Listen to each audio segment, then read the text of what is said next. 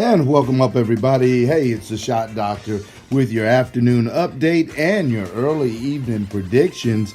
We promised you in our earlier podcast that this weekend for the Final Four that we would be giving you updates and periodically we would be giving you some analysis. So this is our PGA update brought to you by Wet Willies at 800 Gervais Street in the Vista. But ESPN and of course, the Shot Doctor himself here at the visit from my office. We wanted to bring you this particular quick update just to talk about some of the things that you can expect to see as the day starts to close out. Hope you're having a wonderful Easter weekend start on Good Friday here. And weather is nice outside for you. And for those of you playing golf, I know you're enjoying it out there on the course. Those of you shopping, I'm sure you're finding everything you need and finding the weather and the movement around town to be very favorable to you. But anyway, going into the night's games, I want to talk some predictions and what you can expect to see in the women's Final Four as we look at Louisville and Mississippi State. Coach Jeff Walsh there has done a great job with the Louisville Cardinals as they now have moved into the Final Four, and he has that program now very respectable.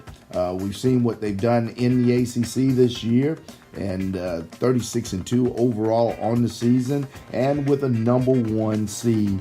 But it's not all about Jeff Walsh, who is a very good coach.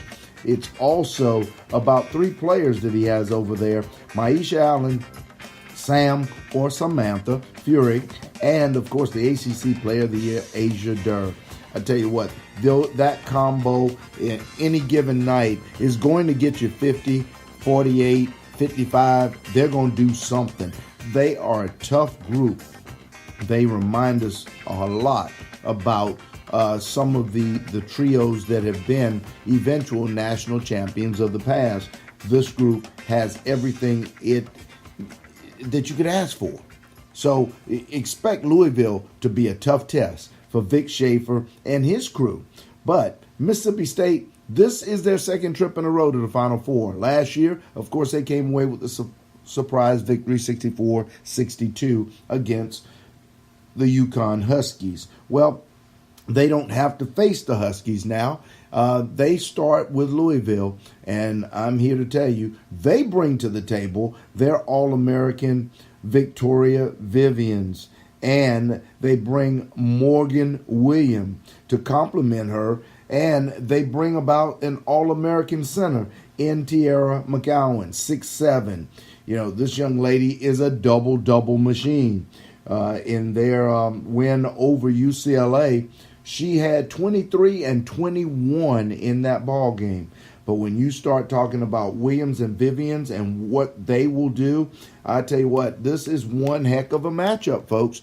If you're not thinking the women's game, if you just listen to the doc today and you go watch this, you'll really appreciate the women's game even before you get to the UConn game.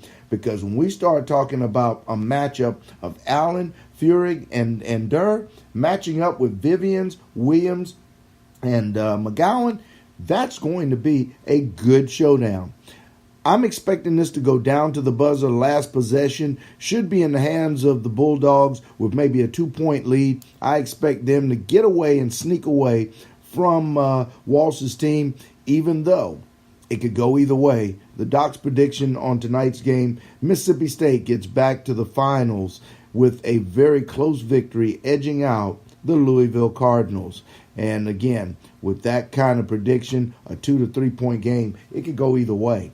But the Doc believes that the experience and that Vic Schaefer has learned his lesson about leaving Morgan Williams, leaving her on the bench too many minutes just because of her size. He's starting to play her more. He's getting away from that little energy excuse that he used last year that I think eliminated his team to have any chance to compete for the title truly against the Gamecocks.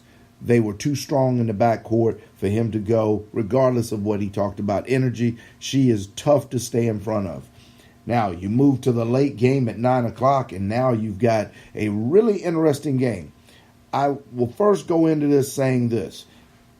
I hate to bring up, controversy, but I'm just not certain that this year's Coach of the Year was as well deserved in regards to the other coaches I felt like deserves it. However, Gino Auriemma finds himself going up against Muffet McGraw, this year's Coach of the Year. Now, Notre Dame having a really good season in their own right, 33-3, number one seed, as UConn, number one seed, 36-0.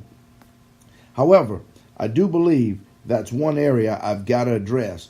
Muffet McGraw, great coach, has done a great job with the Notre Dame program, but this year, I really think Jeff Walsh was the Coach of the Year. I really do. If not, it's Vic Schaefer. I believe both of those guys, with what they've done with their teams in 2 years in a row, this year was a year that Schaefer or Walsh should have edged out McGraw. They've had the better years, in my opinion, and I think it's harder to return. That's why I even want to give the edge to Vic Schaefer to get back. UConn, we know what they bring to the table, and notwithstanding, that's just a tough group. But here's where we're going to see what they can bring, because Muffet will have to bring her Marina Mabry, I believe the young lady's name is, and Ariki Akambula. And I'm gonna tell you, they are the keys. If they can match energy, they've got the skill. It's just that you've heard me say it many a time, that when you're dealing with a Gino Auriemma coach team, the energy level is high. The energy level is up. And what you will find is that his teams will jump higher, his teams will run harder, his teams will step into passing lanes. They will not give up on a play even in slow rotation. They will continue to challenge the shooters, and they stay out of foul trouble. He plays only 6, sometimes 7 deep. After that, if you can ever get him in foul trouble, but his players react with their feet, they play low defensively, they get down, you don't catch them standing, it's hard to turn the corner on them because they play down, they play on the balls of their feet, and they slide to the early spots. They play one of the most fundamentally sound games of basketball you're going to find. You've got to attack them. You've got to get into them very quickly, and you've got to move the basketball. You can't pick up your dribble.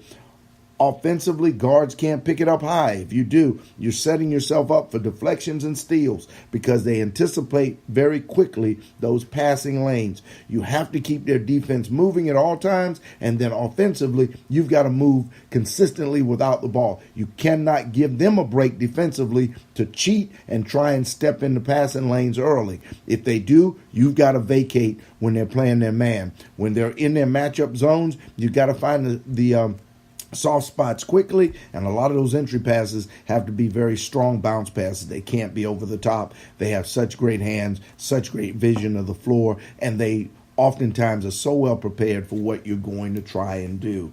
And so when you look at it, Muffet McGraw, she's got her hands full. She really does. And if you watch the 29-point win that they had over the Gamecocks the other night, you can see how they just dismantle the defending champions there in the Elite Eight. And again, it's one of those situations where if you don't bring energy with every player and use your depth and really play hard into them physically, you've got to get some of their players off the floor.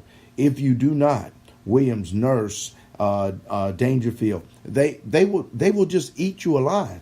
And the list just goes on. They've got they can score from the perimeter with 3 or 4 players at all times of his top 6 rotation, and everybody knows how to finish in the paint and play through the hits. They move the ball very quickly. This is going to be really tough.